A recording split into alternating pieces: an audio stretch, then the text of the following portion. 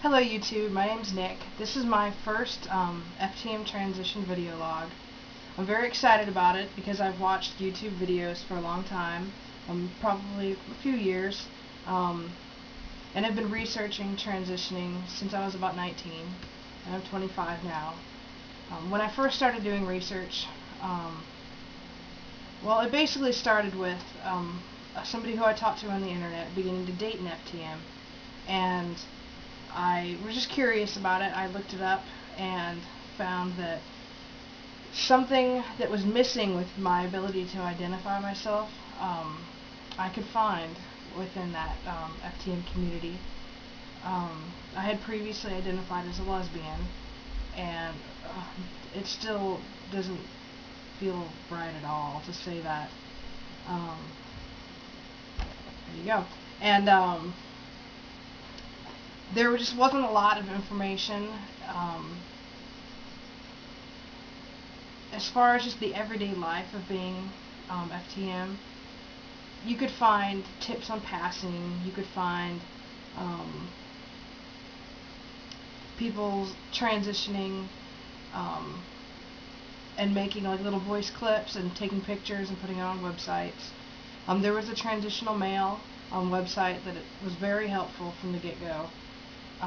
But the amount of information available has just expanded so much in the last, what is it, 6 years. And I'm very happy about that, and I'm glad to be a part of it now. I'm from Missouri. I really started telling people that I was trans a few years ago, and maybe the last year, more and more friends have begun to call me Nick, rather than my birth name, which a lot of them still do. My family does. I told my brother. He said that he'll love me no matter what, and he'll never quit talking to me. It's going to take him some time to get used to. I'm afraid to tell my parents. That's a whole other video. And pre-T, pre-op, everything like that. Been wearing a binder maybe a year and a half. I started experimenting with some different types of binding, all of them being very painful and not that practical. But I got one of the tri-top compression vests from Underworks that was just received a lot of praises from the online community of FTMs, and that was pretty effective when I first got it. I just ordered a second one in the mail because the last 6 months or so I really haven't worn it that much because it's very worn out, and I've really pushed it on trying to extend the life of it. I've had to sew it up.